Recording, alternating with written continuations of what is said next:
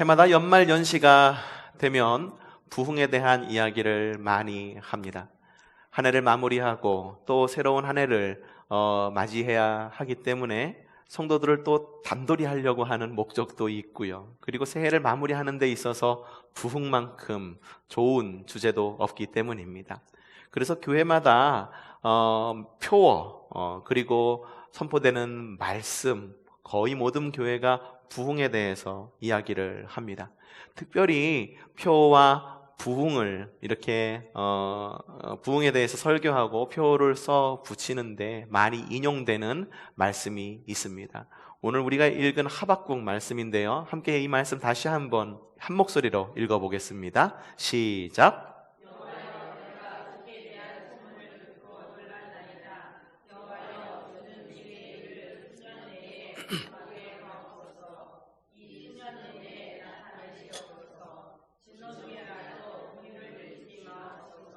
아멘.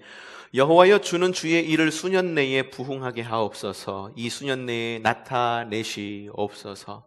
하박국의 절실한 그런 외침이 바로 부흥에 대한 외침이었습니다. 우리는 우리가 이처럼 크게 부흥하기를 원합니다.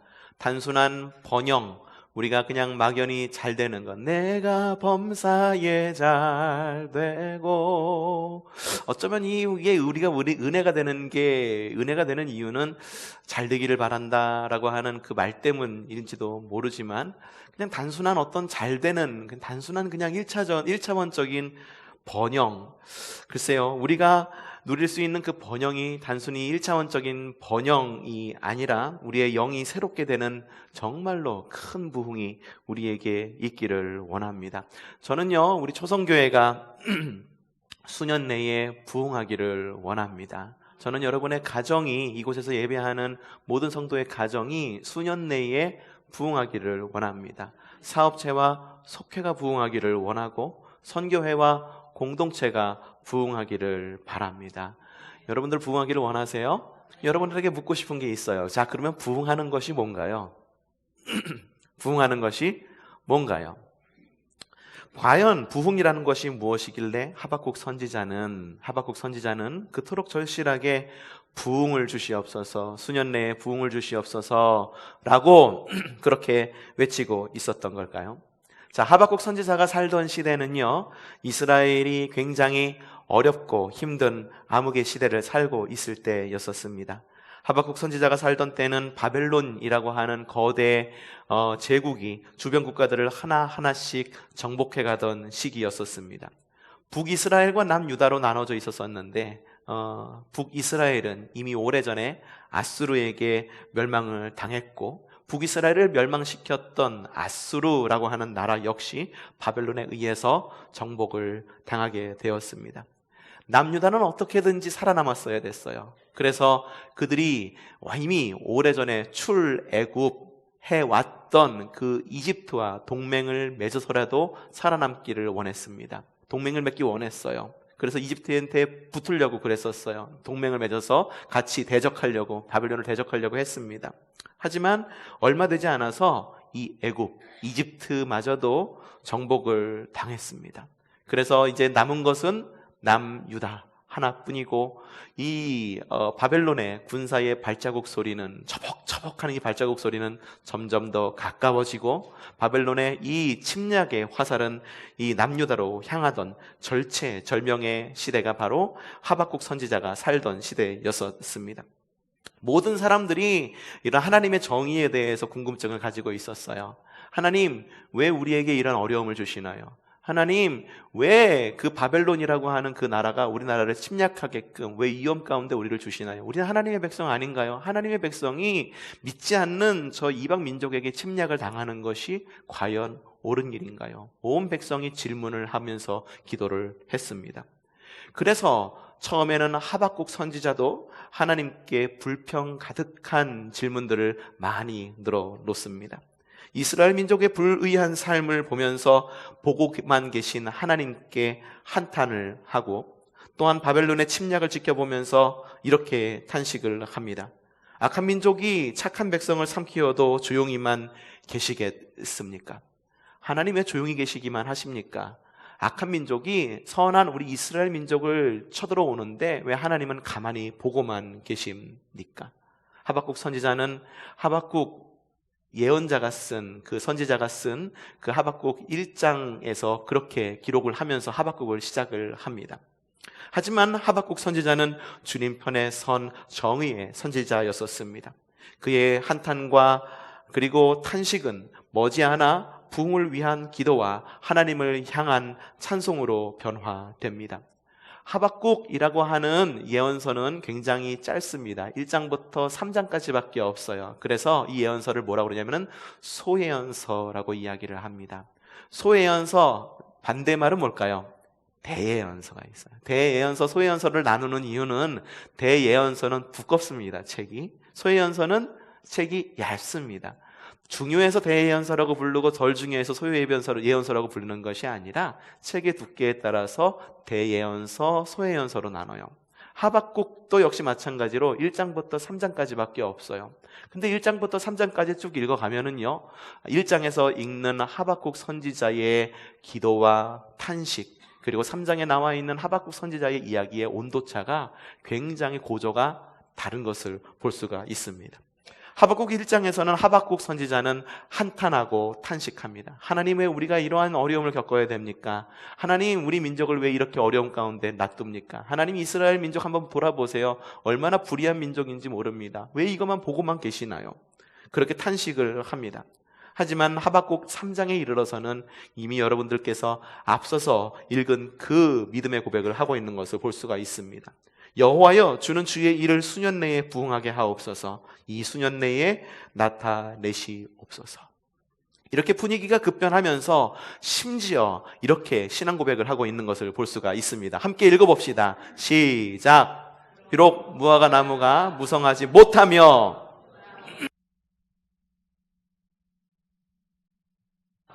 밭에 먹을 것이 없을지라도 나는 여호와로 말미암아 즐거워하며 나의 구원의 하나님으로 말미암아 기뻐하리로다. 실제로 이거는요, 찬양에 가깝습니다. 그래서 맨 마지막 절에 보면은 이 시는 어떤 노래에 맞춰서 함께 불렀던 시다라고 하는 그런 내용의 그런 말씀으로 하박국이 끝나고 있는 것을 볼 수가 있어요. 하박국 선지자는요, 부흥을 크게 기도하던 선지자였었습니다. 망해가던 남유다, 그리고 어두워져만 가는 미래에 대해서 탄식도 했지만 점점 그것이 하나님에 대한 감사와 그리고 하나님께서 이루실 부흥에 대한 기대와 그리고 그의 삶에 있어서 기쁨의 찬송, 특별히 없고라는 말이 계속 이어짐에도 불구하고 난 여호와로 즐거워하겠다라고 하는 찬송의 시로 이어지고 있는 것을 볼 수가 있습니다. 야, 도대체 하박국 선지자가 말하는 부흥이란 무엇이길래 이러한 최악의 상황에서 하박국은 최고의 찬양을 할 수 있었던 걸까요? 자, 하박국 선지자가 말했던 부흥이란 무엇이었을까요? 지금 우리 시대가 말하고 있는 최고의 번영을 말하는 걸까요? 모든 민족이 부자가 되고 국방이 튼튼해지고 그리고 모두가 행복하게 살아가는 것을, 그 번영을 말하는 것일까요? 우리가 아무리 상식적으로 생각해봐도 그것만을 이야기하는 것은 아닌 것 같습니다. 물론 잘 되는 것은 굉장히 중요합니다. 저는 우리 성도가 믿지 않는 사람들보다 훨씬 더 행복했으면 좋겠어요. 그리고 우리 성도님들이 믿지 않는 분들보다 훨씬 더 부자가 되었으면 좋겠어요. 하지만 하박국 선지자가 말하는 부흥이라고 말하는 것은 번영만을 이야기한 것이 아닙니다. 만약에 하박국 선지자가 이러한 번영만을 이야기하고 있다고 한다면 이것이야말로 우리의 영성의 낭비이고 그리고 성경 지면의 낭비일 뿐이다라고 하는 거예요. 하박국 선지자는 앞서서 이렇게 이야기를 합니다. 여호와여, 주는 주의 일을 수년 내에 부흥하게 하옵소서. 하박국 선지자가 여기에서 부흥이라는 말을 쓸 때 히브리어인 하야라는 말에서 파생된 말을 쓰고 있습니다. 이 하야라는 말은 무슨 말이냐 하면은 생명을 얻는다라는 말입니다. 그리고 자라난다라고 하는 의미를 담고 있어요. 우리가 부흥이라는 말을 영어로 쓸 때는 revival이라고 이야기합니다. 다시 생명을 얻게 하는 것, 다시 살아나게 하는 것, 그게 바로 리바이벌이라고 하는 부흥이라는 말이듯이 하박국 선지자가 말한 부흥이라고 하는 것은 생명을 얻게 하고 자라나는 것이다라고 이야기를 하는 거예요. 모든 것이 죽음을 향하던 시기였었습니다. 바로 이 시기에 하박국 선지자는 생명과 성장과 성숙을 이야기하고 있는 것이었어요. 모든 것이 마지막이라고 여겨졌던 시기였었습니다. 하지만 이 마지막이라고 여겼던 이 시기에 하박국 선지자는 새로운 출발을 이야기하고 있는 것입니다. 하박국 선지자뿐만 아니라 성경은요, 곳곳에서 새롭게 되는 것에 대해서 매우 일관적으로 이야기를 하고 있는 것을 볼 수가 있어요. 새롭게 되라, 새로운 것, 그게 좋은 거다라고 하는 거예요. 성경은 언제나 새로운 것을 지향합니다. 그래서 뭐라고 적혀 있느냐? 새 포도주는 새 부대에 넣으라고 이야기합니다. 그리고 옛사람을 벗어버리고 새 사람을 입으라 라고 그렇게 이야기를 하고 있습니다. 여러분, 부흥이라고 하는 것은 새롭게 되는 것입니다. 우리의 모든 것이 새롭게 되는 겁니다. 우리의 교회가 새롭게 되는 것이고, 여러분의 가정이 새롭게 되는 것입니다. 여러분의 사업차가 새롭게 되는 것이고, 속회와 선교회와 공동체가 새롭게 되는 것, 그것이 바로 부흥입니다. 또 하나의 부흥이라고 하는 의미를 가진 것이 있어요. 그게 뭐냐 하면 한번 읽어봅시다. 시작. 구습을 따른 옛사람을 벗어버리고 오직 너희 심령이 새롭게 되어 하나님을 따라, 누구를 따라? 하나님을 따라 의와 진리의 거룩함으로 지으심을 받은 새 사람을 입는 것, 그것이 바로 부흥입니다. 부흥이란 개인적인 부흥은 뭐냐 하면은 개인적으로 건강한 것, 개인적으로 부자가 되는 것 역시 부흥일 수도 있습니다.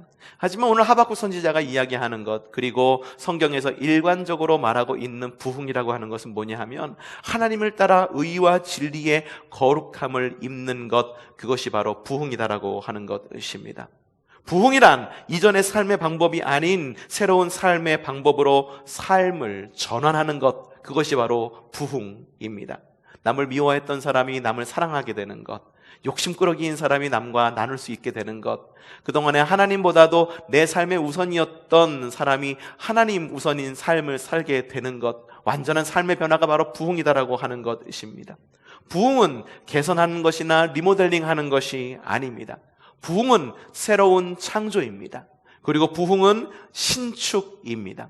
건물이 낡으면 리모델링을 하죠. 리모델링을 해가지고 교회 건물이 혹은 우리의 건물이 조금 더 새 것으로 보이기 위해서 있는 건물에다가 페인트 칠도 하고 막 건물도 막 위로 올리고 그럽니다. 부흥이라고 하는 건 뭐냐 하면은 리모델링 하는 것, 있는 것을 덧칠하는 것이 아니라 있는 것을 무너뜨리고 새로운 것을 세우는 것, 그것이 바로 부흥입니다.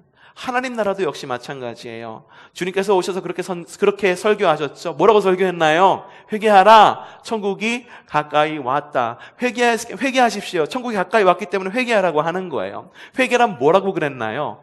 회개는 가던 길에서 눈물 뿌리면서 잘못을 뉘우치고, 그리고 가던 길을 다시 털고 일어나서 마음에 있는 죄책감을 떨쳐버리고 가던 길을 계속 가는 것이 회개라고 그랬나요? 아니죠.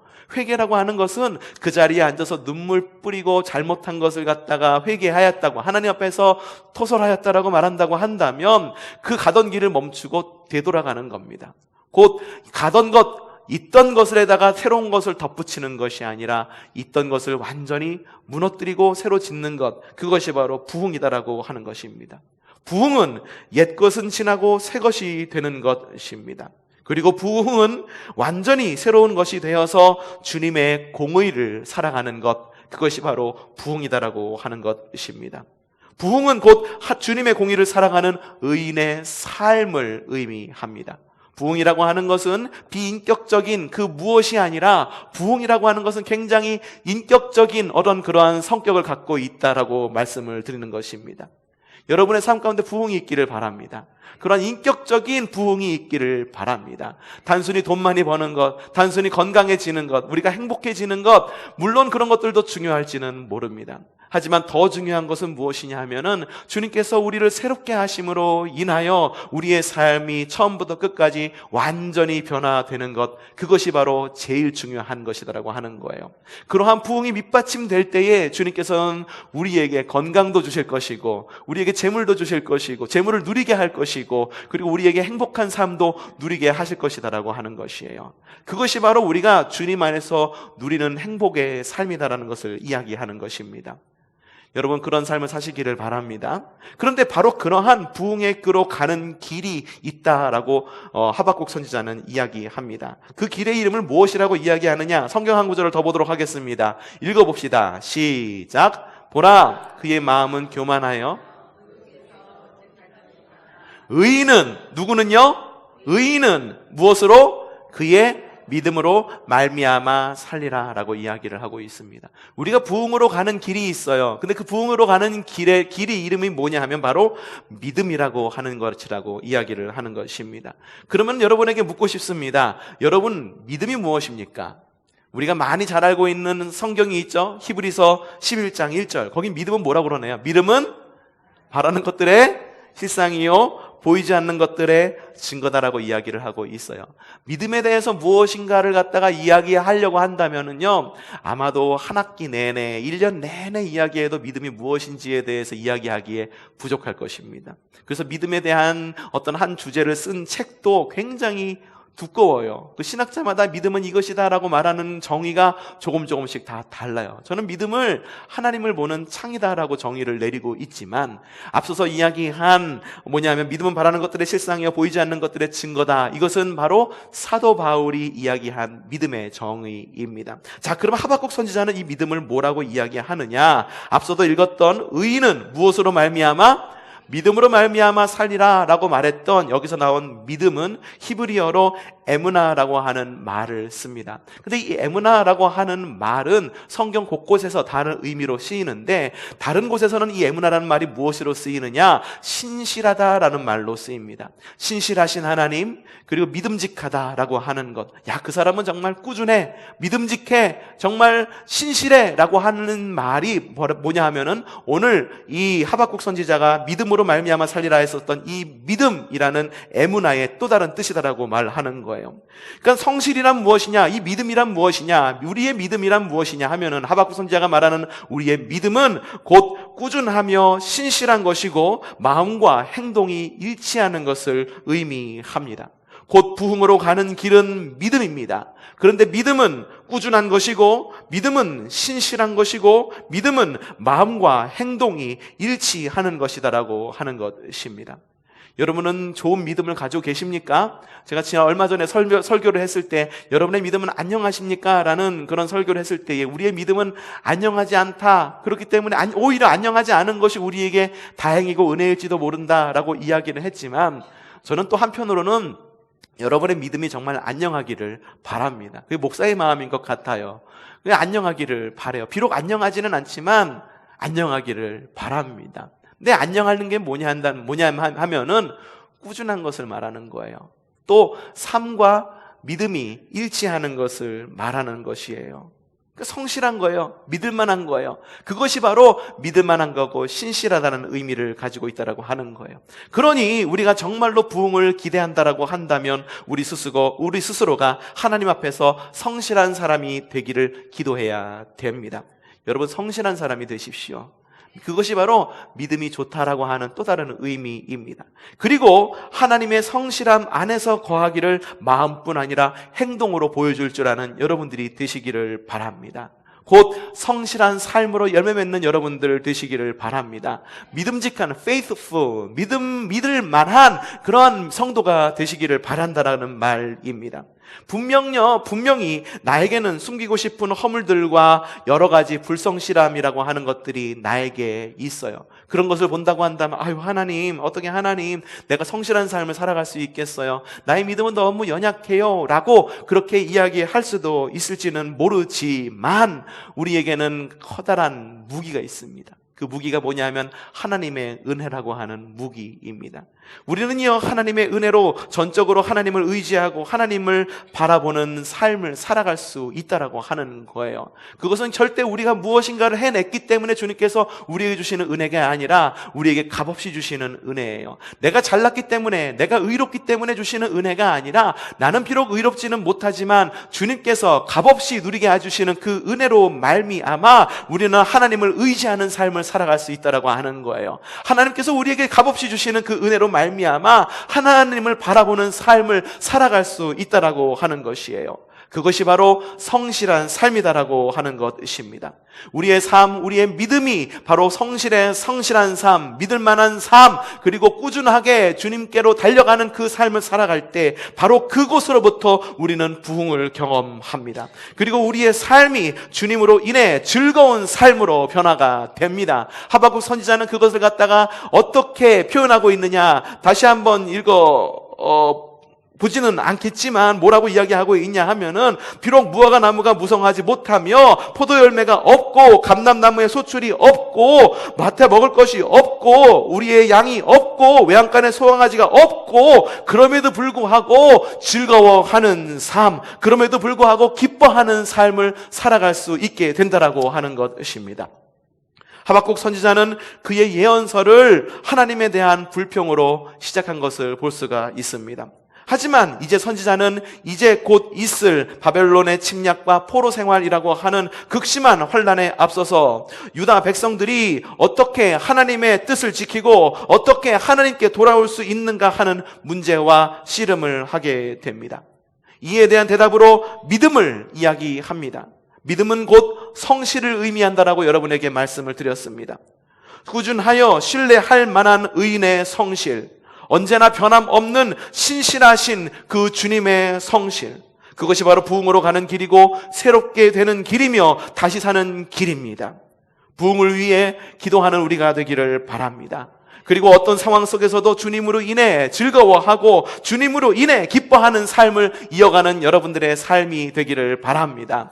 여러분들의 삶에 기쁨이 넘쳐나기를 바라는데, 그 기쁨이라고 하는 것이 어떠한 조건 때문에 기뻐하는 것이 아니라, 어떠한 조건이 우리의 발목을 사로잡는다 할지라도 조건에 상관없이 주님으로 인해 기뻐할 수 있는 저와 여러분이 되기를 바랍니다. 주님은 우리가 완전히 새롭게 되기를 원합니다. 그러한 새로움의 삶으로 여러분을 초대합니다.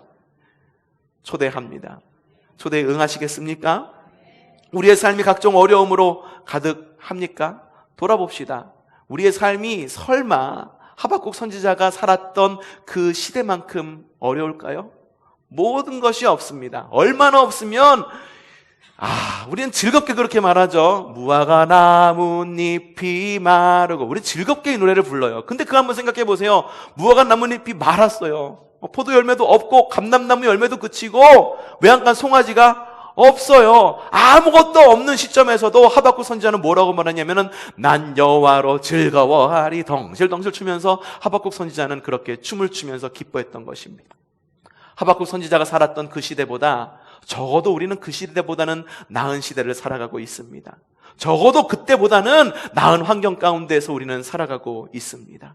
그러니 주님을 향한 신실함으로, 그리고 또한 주님의 신실함 안에서 부흥을 꿈꾸며 기쁨을 누리는 저와 여러분이 되기를 바랍니다. 부흥을 위해 기도하는 여러분들 되시기를 바랍니다. 부흥을 찬송하는 여러분들 되시기를 바랍니다. 저 여러분의 삶 가운데에 하나님께서 주시는 놀라운 부흥의 소식, 삶의 온전한 완전한 변화가 저와 여러분의 삶 가운데에 기쁜 소식으로 들려오기를 주님의 이름으로 축복합니다. 내가 주께